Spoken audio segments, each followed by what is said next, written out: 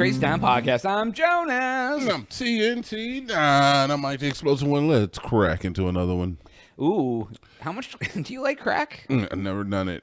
Yeah. So, anyways, I don't know if you heard about there was the NHL hockey. Yeah, I know what the NHL is. They've done a thing where like they were gonna wear some like pride jerseys. Okay. And there was a story for a few months ago, I think, where one like some Russian dude like was like, I'm not wearing that ish. Like basically just like was like, I'm not doing it, right? Fair. Okay. So there was a story that just came out the other day. The Minnesota Wild came out, like they put like a tweet out, like it was like celebrate pride with like the rainbow colors, their logo with rainbow colors, like tonight they're wearing this, whatever, and then they just like ended up like deleting the tweet and like being like, due to an organizational decision, we've decided not to do this tonight. And I was like, how bad of an effing PR move is that for your goddamn team? Like, we're going to wear pride jerseys and then just like totally just say, nah, dog, just kidding. Just looks like a bunch of like... So I respect the attempt, man. I do. Right. Because I do think that we should probably, champion that specific, what do you call that?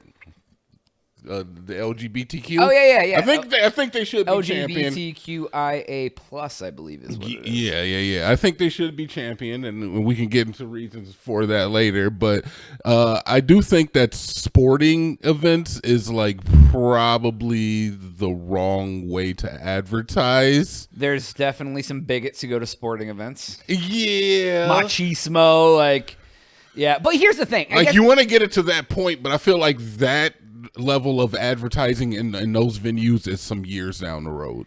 Yeah, no, I see your point on that. Like, but I guess my point on this was like, if you thought your player, like, if you were going to announce this as an organization, don't you think it would be wise to run it by the players first to make sure they're not going to revolt and you're going to have to like change your mind and then you look like an asshole? Do you think it was the players who had a problem with it? Who else would it have been? Oh, I don't know. Like I figured or like the owner was like, I goddamn hate me some whatever. I imagine that as soon as they put the thing on Twitter, the fans probably reacted. So it's Minnesota. They're all like, I'm gonna bring my gun to the stadium.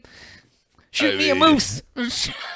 And by moose, I mean homosexual. No. Wow. That's what I would think they would mean. Yeah, so I don't... Well, yeah, maybe if they got threats, I guess, yeah. I mean, look, honestly, that usually is how social media goes. Somebody says something inflammatory or something that someone deems inflammatory, and reaction. Yeah, no, I feel you. One catalyst and chemical combustion takes place. Yeah, I feel like there was a story about something where like an event or something announced something and people started getting all wild and they're just like, nope, we're not doing that now. Cause happens all the time. Because people are super ignorant, man. I mean, it's one way to look at it, I guess. Now, why? Now, what would be a great venue for them would be, the public library. Let them read to the children. Oh, yeah. What do you think about that, John? That's How do you feel about that? Let's do it. You talking about drag shows? I'm talking about That's what they call them. They don't call it that. If it were called a drag show, I would have some words for the whole idea. It's called Drag Queen Storytime. Okay. It's not a drag show. She's not dancing around singing like the theme from what do you call it? Rocky Horror Picture Show. Oh, okay. They just sit in the chair and they read children's books. I have heard about this story. I don't care. I think that's great. Do it. You think they should? You're cool with normalization of these other sexual preferences? Absolutely. Okay. All right. Yeah, man. Right. I'm fine. I mean, like, and I understand why people say that it puts, but like you said, they're not doing like a burlesque show. Exactly. It is just a person. Yeah. In a dress or whatever they dress like. Yes. Reading a story to a kid. Yes. It would be the same. Like, so would they say if it was just like a homosexual man dressing person, like they would be like, oh, we can't have a gay guy read to the kids? Because the drag show or the drag queen, They very well could be straight. They don't mean doesn't mean they're gay because they dress up. They're into drag queen. Because they're trans. Yes. Yeah. Well, I mean, or even if they live their life as a man and just like dressing up in drag. Yes. That doesn't mean they're homosexual. Or So anything. the idea isn't necessarily to just let's present this figure of a man dressed as a woman or vice versa to a child. The idea behind it is normalization of something so a person doesn't necessarily grow up with some preconceived notions of this is weird, it shouldn't be, I don't like it, I'm going to go shoot up a nightclub. Yeah, no, I agree because it's almost the same. It's like because they always say exposure is the best way to end racism or homophobia or whatever. Because you hear tons of stories of people who like grew up in like an all white area and they grew up racist and then they get into like college and they're like, oh, Hispanic people and black people, they're all right. And it's like, of course they are. They just all they knew was white people and their racist family. So it's like if you never see a trans woman and your family is transphobic, you're gonna be like, oh, the blah blah blah, and then you're gonna be like, oh, they're just like anybody else. This is how they dress. Like, yeah. I mean, you hear that all the time. I mean, I feel lucky that I grew up in a place that was diverse. Yeah, like, you know what I mean. Like, I mean, kind of. I mean, there was a lot. I mean, it wasn't just all white everywhere. I will have to say is that 90% of my friends were white, and you were one of them. Yeah.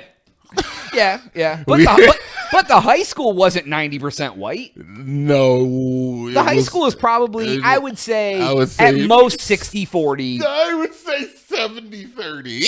But not just black, but any other race. Yes. 70-30, really? Yes. Okay. That's fair. I'll take your opinion of it more than mine, absolutely. But it definitely wasn't like 90% white. No, it wasn't crazy. It wasn't crazy. But yeah, I definitely think that what we do need to focus on is the normalization of some of those sexual identities. Yeah. Only because there's still a lot of people out there.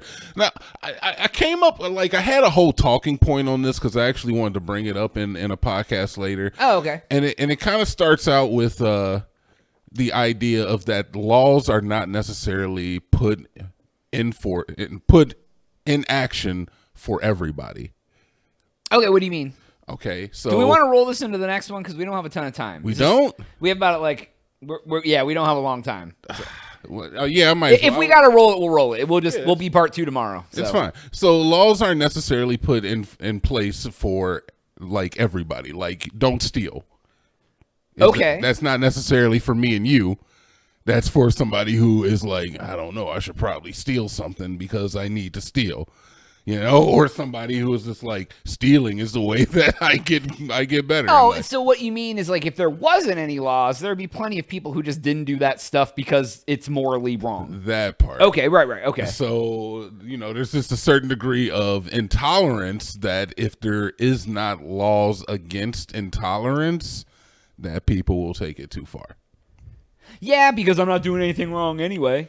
Exactly. Right. If it's not against the law to be intolerant, then people will trend towards that. Well, that's like, I mean, maybe I don't probably longer than this. I was gonna say 10, it might be 20 years ago. Before like they considered like hate crime to be a real thing, where like it would think crimes were just crimes, like where they added that extra element if it was an element of hate involved. 100%. Like because people would just attack people because they were like disabled or black or whatever. And then they'd be like, but it's a purely racist fueled attack compared to just like hitting a random person. Yeah. It should be more penalized, right? Like 100%. Because it's based in hate. It's not based. It's like premeditated almost. Even though it's random, it's still premeditated. And so 100%. So I think that entire ideal should translate over into different venues, whether it be sexual orientation, race. I think crimes against women should be held in higher esteem than a normal crime. No, I agree. Do we want to roll this one?